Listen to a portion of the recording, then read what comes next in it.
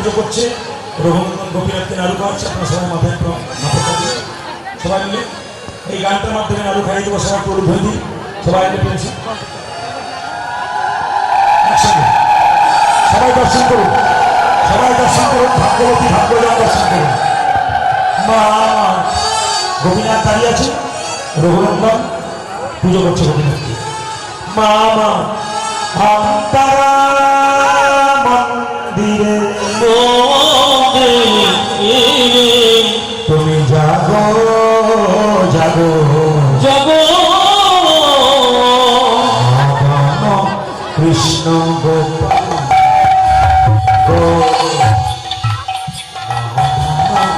কৃষ্ণ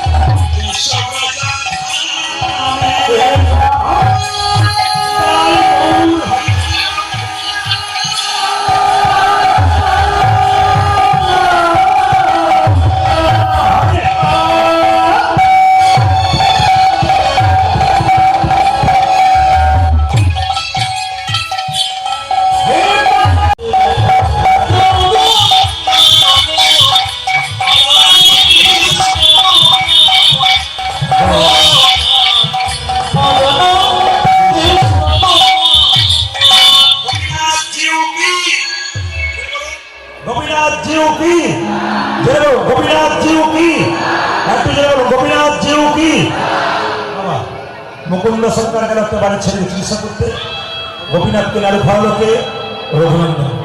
মুকুন্দ সরকার ছুটে এলো, দরজা খুলেছে, দেখলো গোপীনাথ অর্ধেকটা নাড়ু খেয়েছে, অর্ধেকটা হাতে আছে।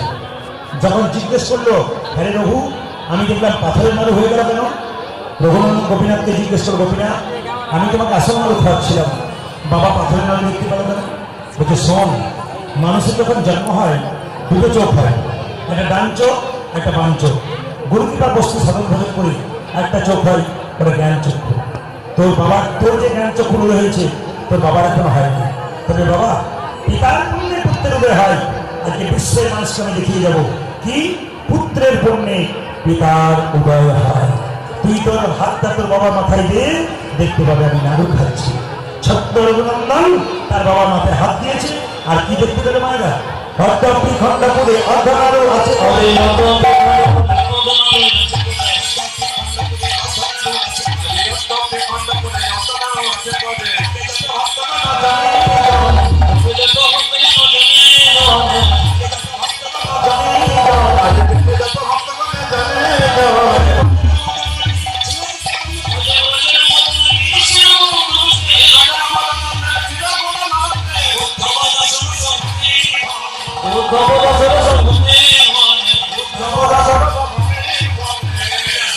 সবাই বলুন রাধা রানী কি, শ্যাম সুন্দর কি, মদন মোহন। আচ্ছা বাবা এরপরে মুরলী শিক্ষা হবে। এই জন্য ভক্ত চরিত্রের পরে আমি আপনাদের কলঙ্ক মোচন রাধারানী হয়েছিল টাচ দিয়ে যাবে। দেখবেন মায়েরা এদিকে কৃষ্ণ তার গোপালকে নিয়ে একবার, গোপাল তুই নাকি বনে খুব নাচতে পারিস, একবার নেচে দেখাতো। মায়েরা সঙ্গে সঙ্গে গোপালকে বলছেন নাচিরে নীলমণি, নাচিরে নীলমণি।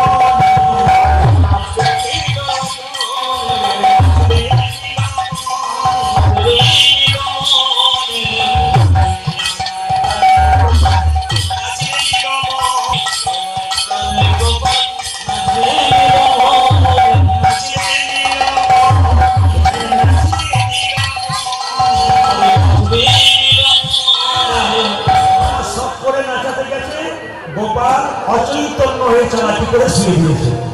গোপালাচার্য বলল, যদি কেউ মায়েরা, যদি কেউ প্রাণ বেঁচে যাবে।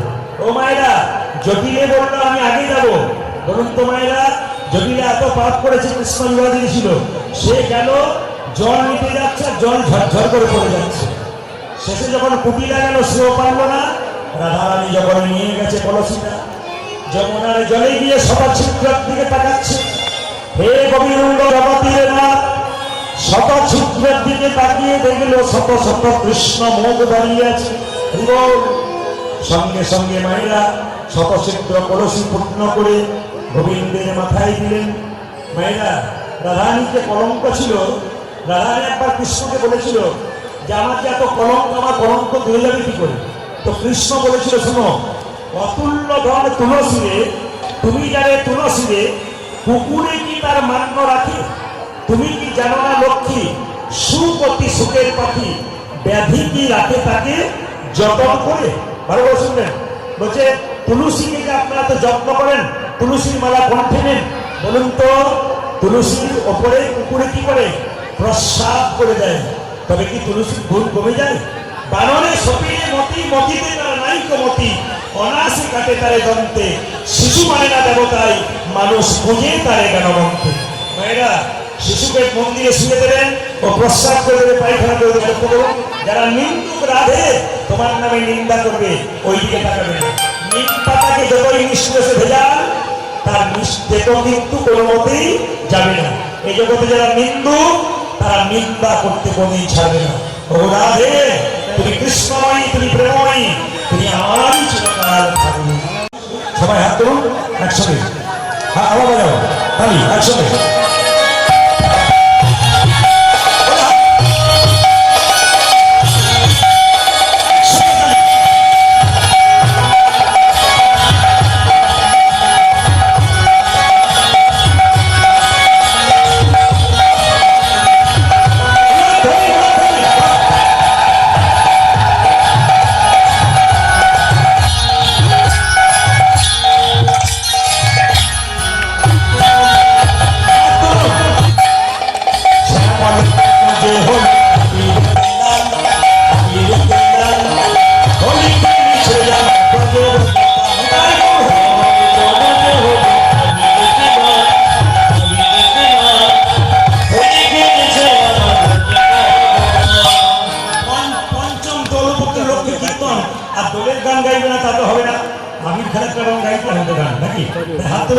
এই গানটির মাধ্যম দিয়ে আমরা লীলা শেষ করবো।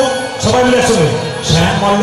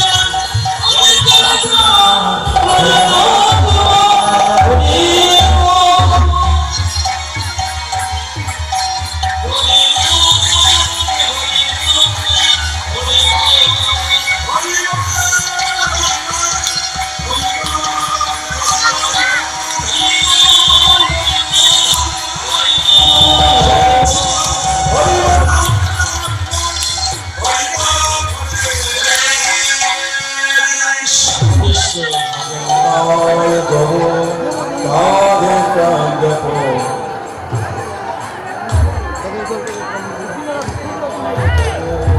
রাধে কৃষ্ণ জপ হরে কৃষ্ণ হরে রাম